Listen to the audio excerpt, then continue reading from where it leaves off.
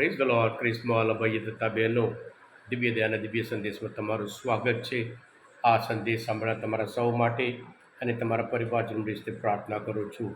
તમારા બાઇબલ લઈ લો, પ્રભુના વચન સાંભળીએ. લોકનો ગ્રંથ 9મો અધ્યાય 1લી કડીથી 6ઠ્ઠી કડી સુધી. પોતાના 12 શિષ્યોને પાસે બોલાવીને ઈસુએ તેમને બધા અપદૂતો વશ કરવાની અને રોગો મટાડવાની શક્તિ અને અધિકાર આપ્યા, અને ઈશ્વરના રાજ્યની ઘોષણા કરવા તથા માંદાઓની સાજા કરવા મોકલી આપ્યા. તેમને કહ્યું, તમે પ્રવાસમાં કશું સાથે લેશો નહીં. લાકડીએ ના લેશો, જોડીએ ના લેશો, રોટલાય નહીં લેશો, અને તમે પૈસા ના લેશો. અરે બીજું પહેરણ પણ લેશો નહીં. જે કોઈ ઘરે ઉતરો ત્યાં જ રહેજો, અને ત્યાંથી બીજે ગામ જજો. જે કોઈ તમારો સત્કાર ના કરે તેમના ગામમાંથી નીકળી જજો, અને તેમને ચેતવવા ત્યાંની ધૂળ તમારા પગ ઉપરથી ખંખેરી નાખજો. એટલે તેઓ નીકળી પડ્યા અને ગામે ગામ શુભ સંદેશનો પ્રચાર કરતા, માંદાઓને સાજા કરતા બધે ફરવા લાગ્યા. આ પ્રભુની વાણી છે, તે આપનો આધાર છે. ક્રિસ્મોલ ભાઈ બહેનો, ફિલિપીના ધર્મસભ્યતા 4થો અધ્યાયમાં 13મી કલામાં પૌલ કહે છે, મારામાં બળ પ્રેરનાર પ્રભુ શ્રી કૃષ્ણ પ્રતાપે હું સર્વ કંઈ કરી શકું. ક્રિસ્મોલ ભાઈ બહેનો, દુનિયામાં એક જ એક પ્રોજેક્ટ વગર પૈસે ચાલુ કર્યું હોય અને દુનિયા ઉપર એટલો પ્રભાવ પાડ્યો હોય, એ પ્રભુ ઈસુનો પ્રોજેક્ટ છે. માણસો હંમેશા પૈસામાં પાવર જુએ છે, પણ પ્રભુ ઈસુ ઈશ્વરના રાજ્યના સંદેશ ઘોષણા કરવા અમને શિષ્યને મોકલે છે. પૈસા નહીં લેશો, લાકડી નહીં લેશો, કશું નહીં લેશો, અને સંદેશ આપે છે, ઈશ્વરના રાજ્યનો સંદેશ.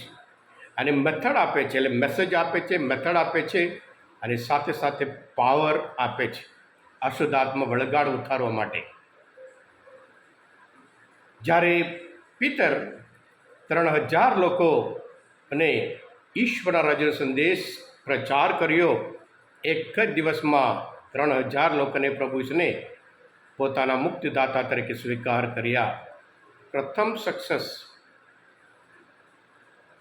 એરુસલેમ મંદિરમાં જાય છે, ત્યાં અફંગ માણસ પડી રહેલો છે.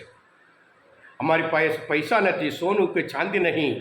પ્રભુ કૃષ્ણ નામે તને કહું છું, ઊભો થા, ઉઠ, ચાલ. એ ચાલવા માંડ્યો. જે વિધવા સ્ત્રી પ્રભુ ઈસુ પર જે વિશ્વાસી મરી ગયા, અને ત્યાં પિતર જઈને પ્રાર્થના કરીને કહે, પ્રભુના નામે તો હું તને જો ઉઠ. મરી ગયેલી જે વિધવા એ જીવતા થયા. હા ક્રિસ્મોલ ભાઈ બહેનો, દુનિયા હંમેશા પૈસા પૈસા પૈસા માનતા હોય, પણ પ્રભુ ઈસુ પૈસામાં નહીં. અને ઈશ્વરનું કામ હોય, કામ ઈશ્વરનું છે, શક્તિ એમનું છે, અધિકાર એમનું છે. આજે 2000 વર્ષ સુધી ચાલતું હોય, કારણ એ ઈશ્વરના રાજ્યનું છે. ઘણા બધા સરકારો, રાજ્ય, મહાસામ્રાટ બધા આને સંપૂર્ણ નાશ કરવા માટે કોશિશ કરી હોય, પણ ઈશ્વરની સામે કોઈ રહી શક્યા નહીં. બધા રાજાઓ હોય, બધું ગયું. આજે પણ ધર્મસભા વિશ્વ લેવલમાં છે. પ્રભુ જે કહ્યું, હું સદા તમારી સાથે છું, એ સદા આપણી સાથે છે. અને એ સક્સેસફુલ બનાવે, શિષ્યને મોકલે છે. અને પછી લુકના ગ્રંથમાં 10મો અધ્યાય 18મી કલમમાં આપણે જોઈએ છીએ, એ લોકો હરખાતા આવ્યા.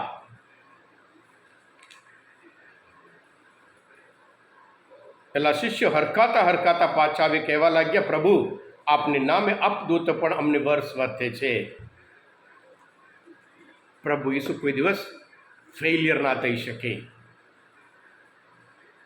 અને આ એમના શિષ્ય સંપૂર્ણ પ્રભુ ઈસુ જેમ સંપૂર્ણ ઈશ્વર ઉપરના વિશ્વાસના લીધે આવ્યા. ઈશ્વર કશું ગરીબ તરીકે આ પૃથ્વી પર આવ્યા.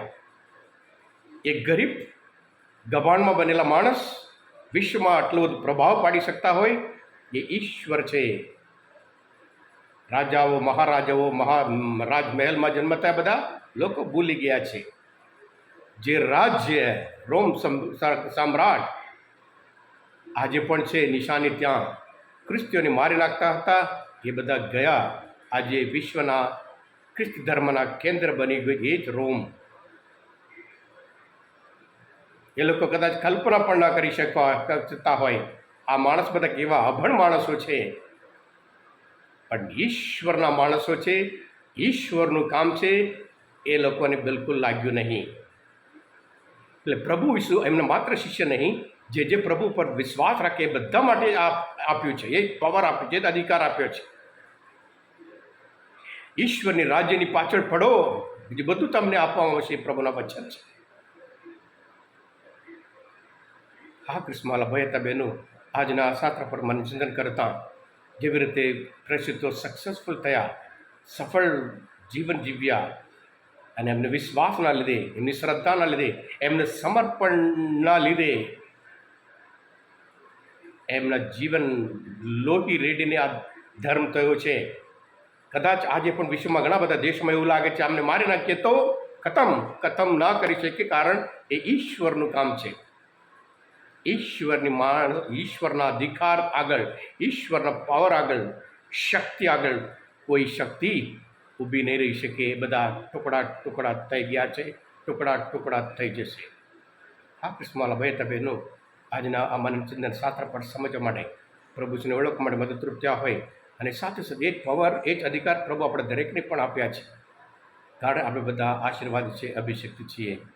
બીજા માટે પણ ફોરવર્ડ કરો, અને તેઓ પણ ઈશ્વરના રાજ્યનો સંદેશ એમને જાણવા મળે. તમે બધા આશીર્વાદિત છો. વિશુદ્ધ પ્રભુ ઈસુ, હું તમારામાં વિશ્વાસ રાખું છું. God bless you all.